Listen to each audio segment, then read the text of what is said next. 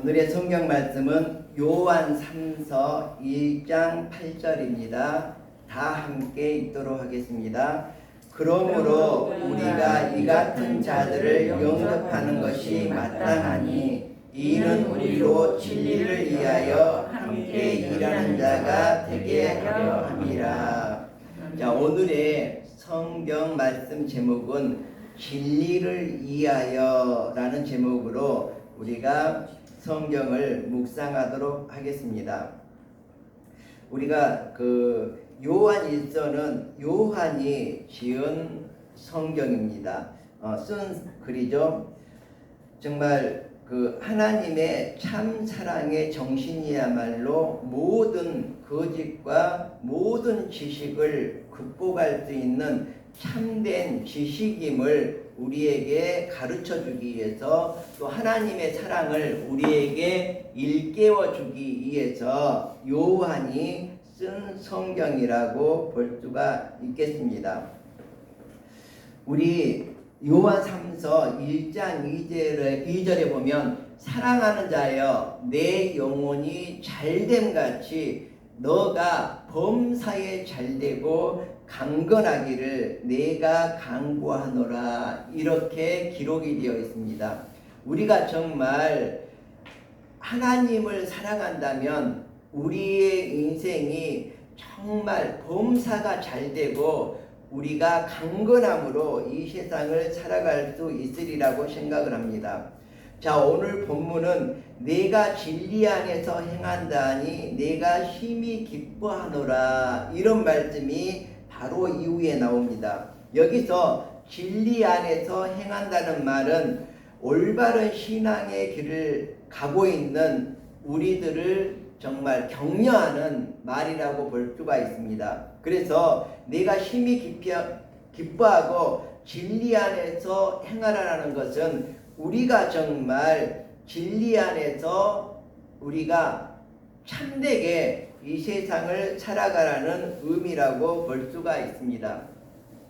자, 우리가 보면 마라톤이라는 운동 경기가 있습니다. 자, 그런데 오래 옛날에 올림픽이 있었는데, 올림픽에 나가서 실제 있었던, 고대에서 있었던 일이라고 하는데, 올림픽에 나가서 한 선수가 정말 멋지게 생기고 달리기도 잘하고 그러는데 열심히 달렸는데 간발의 차로 2등을 하고 말았습니다.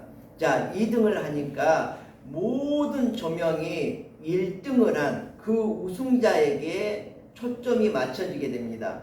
그리고 우승자의 이름만 울려 퍼지게 되는 거죠. 2등은 저리 가라였습니다. 자, 그때부터 이 2등을 한 육상 선수는 정말 마음에 큰 고통, 마음에 큰 상처를 하나 안고 살아갑니다. 그래서 이제 육상 경기가 끝나고 왔는데도 모든 사람들이 1등만을 얘기하지 2등은 얘기하지도 않습니다. 그리고 시에서는 1등을 한, 마라톤에서 1등을 한 이 영웅의 동상을 큰 사거리에 세워놓고 제막식을 거행합니다. 그 꼴을 보고 있자니 속이 뒤틀려서 정말 미칠 것만 같습니다. 그래서 매일 저녁에 정을 가지고 가서 꿀을 가지고 발을 콩 한번 찍고 오고, 다음날 가서 콩 한번 찍고 오고, 계속해서 열흘을 가고 한 달을 하고 2달을 하다 보니까 그 동상에 밑이 홀게 됐습니다. 그래서 그날도 가서 정으로 툭 치는데 이 동상이 툭 쓰러져서 그 밑에 깔려 죽게 됩니다. 자, 우리의 삶이 지금 이러지 않을까, 이런 생각을 많이 해봅니다. 우리가 진리를 추구하지 아니하고 정말 나의 안위와 나의 영광만을 추구하다 보면 이렇게 엉뚱한 생각을 하고 스스로 자멸해버리는 이러한 삶을 살아가고 있는 것이 우리의 현실이 아닐까, 이렇게 생각을 해보았습니다. 오늘 성경 본문으로 돌아가서 당시는 기독교가 세워졌던 초기였습니다. 지금처럼 이런 목사님도 없고 기록된 성경도 없고 예배드리는 교회 건물도 없었던 시대라고 볼 수가 있습니다. 뿐만 아니라 성도들은 로마로부터 엄청난 핍박을 당하고 있었습니다. 그래서 어떻게 보면 12제자가 있었는데 12사도가 있었는데 이들은 모두 순교를 당하는, 죽임을 당하는, 믿음 때문에 죽임을 당하는 그러한 고초를 겪었던 것도 우리가 알고 있습니다. 이처럼 어려운 때에 전도자들은 어떻게 보면 교통이라든지 숙박이라든지 이런 것들을 스스로 해결하면서 정말 믿는 사람을 찾아 나서고 그들을 신방하고 한 가정에 모여서 하나님의 말씀을 이렇게 전하던 그런 시기라고 볼 수가 있습니다. 그래서 이 사람들은 정말 누군가가 얘기를 했거든요. 북치는 사람은 나는 북치는 사람이다. 북은 쳐야 북이고 종은 울려야 종이다. 자, 그래서 나는 북치는 사람이다. 이렇게 주장한 사람이 있었던 것 같은데 우리의 신앙도 실천을 해야지만 정말 진정한 신앙인이 되는 것이죠. 성경에 보면 정말 실천하지 않는 믿음은 죽은 믿음이라고 그랬거든요. 우리들이 이렇게 오늘 예배를 드리는 것도 어떻게 보면 실천하는 믿음이라고 볼 수가 있습니다. 복음 전도자들을 반갑게 맞이해서 잘 대접하는 일은 하나님 나라의 동역자들을 돕는 일이고 정말 우리가 마땅히 해야 될 일이라고 성경은 말하고 있습니다. 그래서 8절에 보면 오늘 본문에 우리가 이 같은 자들을 영접하는 것이 마땅하니 이는 우리로 진리를 위하여 함께 일하는 자가 되게 함이라. 이렇게 오늘 우리가 읽은 본문에서 말씀을 하고 있습니다. 그리고 이어서 교회 안에 여러 가지 믿음의 형제들을 비방하고 맞아들이지도 않고 여러 가지 정말 악한 것들을 행하는 그러한 것들을 본받지 말라고 사도 요한은 우리들에게 요청을 하고 있습니다. 여기 좋은 소식을 전하면서 평화를 공포하면서 복된 좋은 소식을 가져오며 구원을 공포하며 시온을 향해서 이르기를 내 하나님이 통치하신다 하는 자의 산을 넘는 자의 발이 어찌 그리 아름다운고. 이렇게 이사야서에서는 복음을 전하는 것을 아주 아름다운 모습으로 표현을 하고 있습니다. 그리고 복음을 전하는 것을 찬양을 하고 있습니다. 내가 진실로 진실로 너희에게 이르노니 내가 보낸 자를 영접하는 자는 나를 영접하는 것이요 나를 영접하는 자는 나를 보내신 이를 영접하는 것이니라 하고 예수님이 선포하셨죠. 그래서 우리들이 정말 톨스토이의 단편선에 보면 우연히 예수님을 영접하고 예수님을 대접하게 된 그런 경우가 나옵니다. 물론 하나의 글이기는 하지만 우리들이 여기에서 정말 마음에 정말 우리들이 이 세상을 살아나가는데 진리를 위하여서 많은 사람에게 유익을 주기 위해서 우리가 실천하는 삶을 살아야 되겠다. 자, 그런데 우리들이 정말 구원을 받기 위해서 아무리 착한 일을 해도 많은 사람을 구제하고 정말 우리가 물질로서 정말 심리로서 상담으로서 많은 헌신을 한다고 해도 우리가 천국에 들어가는 거하고는 무관합니다. 자, 어떤 사람이 정말 열심히 내가 이 세상에서 정말 나를 위해서 아니면 열심히 돈을 모으고 정말 좋은 일을 많이 펼쳤다고 합시다. 그래서 이 사람이 죽어서 하늘나라에 들어가려고 할 때 어떻게 합니까? 나는 세상에서 열심히 일해서 많은 사람들을 구제하고 많은 사람을 돕고 많은 사람들을 유익하게 해서 살았습니다. 자, 그런데 그때 천사가 여러분에게 질문을 할 것입니다.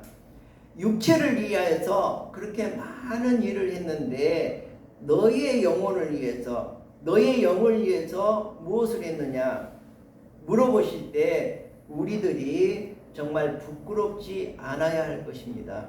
우리가 정말 하나님의 말씀을 항상 묵상하고 기도하고 찬양하고 예배드리는 것, 이것이 바로 우리 영혼을 하늘나라에 들어갈 수 있도록 우리가 관리하는 것이거든요. 그래서 우리가 이렇게 돈을 관리하고 우리 육체를 관리하고 다른 사람들에게 선을 행하고 이런 모든 것들은 어떻게 보면 우리 육신의 껍질을 관리하는 것과 똑같습니다. 그래서 우리의 마음을, 우리의 영혼을 관리하기 위해서는 정말 진리를 추구하고 우리의 영혼을 풍성하게 해서 나중에 하늘나라에 갔을 때 우리들에게 천국문이 활짝 열리고 우리가 천국으로 들어갈 수 있는 그러한 모습이 되어야 되지 않을까, 이렇게 생각을 합니다.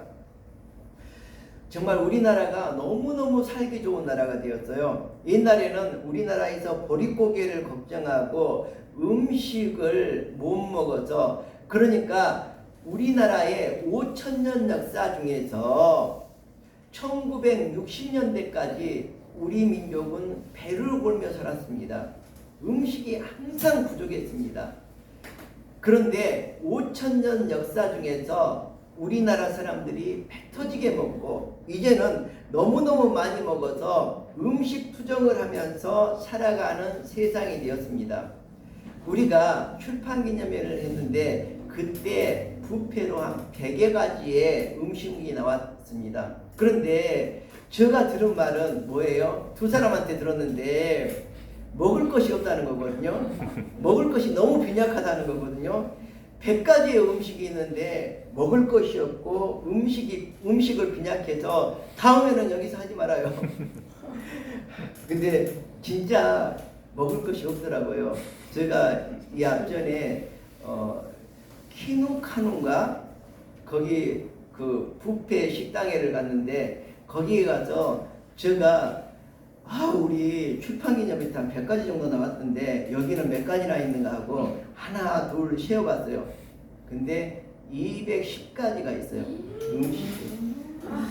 정말 우리나라가 이처럼 풍요로운 삶을 살고 있습니다. 자, 이제 우리나라가 쌀을 먹는 것보다 1년 동안에 쌀을 먹는 것보다 고기를 먹는 양이 더 많습니다. 그런데 참 이상한 게 저는 너무너무 이상해요.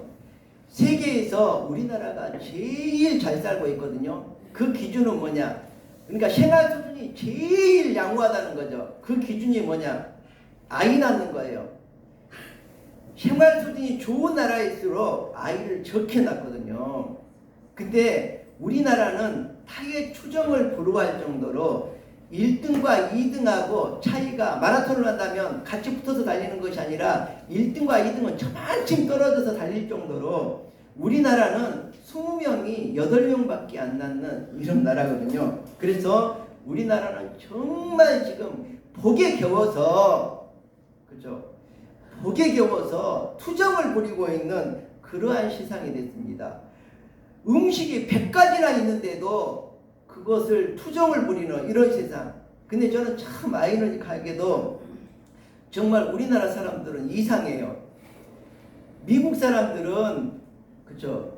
우리들이 볼 때 예쁘고 날씬하고 늘씬하고 크고 S라인이고 그렇잖아요. 그 사람들은 영화에 나온 사람들만 그렇고 가서 보면 그냥 뚱뚱하고 그냥 뒤뚱뒤뚱하고 막 그러거든요. 그런 사람들이 엄청 많아요. 햄버거만 먹고 고기만 먹고 살다 보니까. 근데 우리나라 사람들은 고기를 이제 밥보다 더 많이 먹는 이런 시대가 되었는데 다 날씬해요. 참 기가 막힌 일이죠. 정말 미국이 부러워하지 않을 수가 없을 것 같아요. 자, 여담으로 했고요. 자, 그래서 우리들은 이제 정말 좋은 세상에서 이렇게 물질적인 풍요를 누리면서 행복한 삶을 살고 있다고 생각하는데 우리의 영혼이 행복해야 되거든요. 육체만 행복하고 육체만 가꾸기 위해서 고기는 이 땅 먹어놓고 또 살을 빼기 위해서 운동하고 약 먹고 이렇게 몸매를 만들기 위해서 열심히 노력하고 육체를 위하여서 심는 것은 정말 열심히 하는데 우리의 영혼을 위해서 우리들이 얼마나 지금 힘고 있는지 우리 마음속에 새겨봐야 되거든요. 가장 기본적으로 우리가 예배 드리는 거 이거 하나만 하더라도 그래도 우리 영혼이 말라 삐뚤어져서 죽지는 않을 거라고 생각을 하거든요. 그래서 일주일에 한 번씩 예배 드리는 것만으로도 우리가 성경을 보게 되고 기도하게 되고 찬양하게 되고 우리가 하나님과 사귐이 있게 됩니다.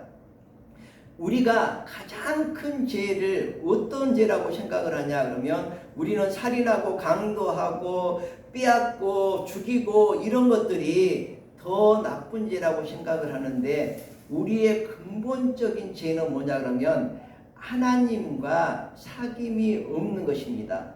하나님과 단절된 상태거든요. 그래서 우리는 제가 언젠가 그런 얘기를 했는데 꺾어진 꽃이 죽었느냐 살았느냐 살아있다는 거거든요. 모든 사람들은 살아있다는 거예요. 근데 그것이 얼마를 가겠습니까?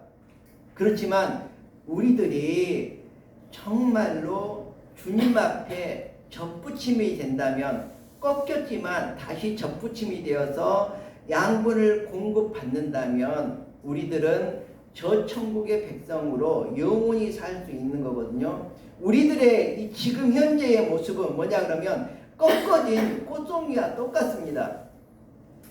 꺾어진 꽃은 일주일밖에 못 가지만 꺾어진 우리들의 모습은 100년 가까이 가죠.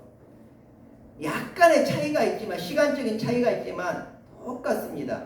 그래서 우리들은 성경에서 말씀했듯이 돌감나무인데 창감나무인 예수님께 접붙임을 받아서 정말 그로 말미암아 영원한 생명을 얻고 저 천국에 들어갈 수 있는 그러한 모습이 되어야 되겠다 이렇게 생각을 합니다. 어떤 목사님에게 아주 귀엽고 예쁘고 잘생기고 정말 너무너무나 흠잡을 수 없는 늘씬하고 S라인이고 이런 딸이 있었어요. 자, 이런 딸이 있었는데 이 딸이 이제 처녀가 되어서 사랑에 빠지게 되었습니다. 사랑에 빠졌는데 마침 정말 기독교하고는 전혀 상관없는 잘생긴 그 남자를 만나서 이제 사랑을 나누게 되죠. 그래서 이제 결혼을 하려고 하는데 목사님이 그거에 대해서 굉장히 염려를 했습니다. 그렇지만 요즘에는 아버지의 말을 듣습니까? 어머니의 말을 듣습니까? 다 자기 마음대로죠. 그래서 내 인생은 내가 하겠다고 그리고 결혼을 해서 결혼을 하자마자부터 이제 교회도 다니지 않고 완전히 하나님과 단절된 삶을 살았습니다. 그리고 예쁜 딸도 낳아서 멋지게 살아가고 있었는데 10년 후에 어떻게 되었습니까? 이게 실제 있었던 일이라고 하는데 교통사고로 딸이 죽어버리고 만 겁니다. 그때서야 눈물을 펑펑 흘리면서 오열을 하면서 자기 아버지 목사님한테 와가지고 원망을 하는 것입니다. 하나님이 살아계시면 이런 일이 있을 수가 있냐고 막 퍼붓고 난리를 하고 그러는 중에 정말 그 아버지가 하는 말이 하나님께서는 이렇게 해서라도 너가 하나님 앞에 돌아오기를 바랐는가 보다 이렇게 했다는 얘기가 있습니다. 자, 이 얘기가 중요한 것이 아니라 내가 하나님을 믿지 않으면 화를 당한다 이런 거는 기복신앙입니다. 우리에게 필요 없는 겁니다. 우리가 이 세상을 살아갈 때 이런 화를 당하지 않고 아주 잘 나가면서 멋진 삶을 우리들이 살아간다고 하더라도 정말 우리에게는 정말 접붙임이 없으면 꺾어진 나뭇가지로 살아간다면 결국은 불쏘시개가 되고 마는 정말 지옥으로 떨어져서 유황불이 풀풀 끓는 곳에서 영원히 죽지. 그러니까 우리가 죽어버리면 이걸로 딱 끝나버리면 우리가 예수를 믿을 필요가 없습니다. 그렇지만 우리가 죽게 되면 영원히 산다는 거거든요.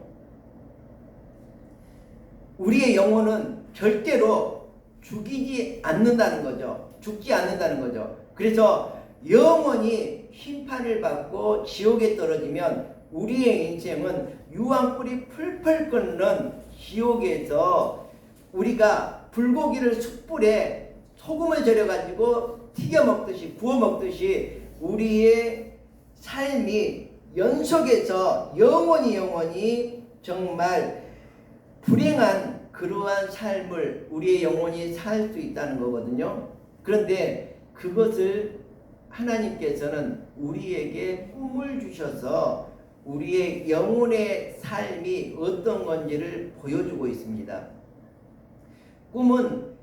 저는 꿈은 삶의 암시라고 보기보다는 하나님이 우리에게 천국과 지옥에 관해서 암시해주는 이러한 내용이라고 볼 수가 있거든요. 그래서 우리가 잠을 잔다는 것은 이미 정말 정신적으로는 죽은 상태나 마찬가지거든요. 그런데도 살아있다는 것이죠. 그래서 우리가 아주 아름다운 천국에 가서 그 꿈을 꾼다면 우리가 꼬집어서 잠에서 깨어난다면 그것이 꿈이었고 깨어나지 않는다면 그것이 현실이라는 거죠.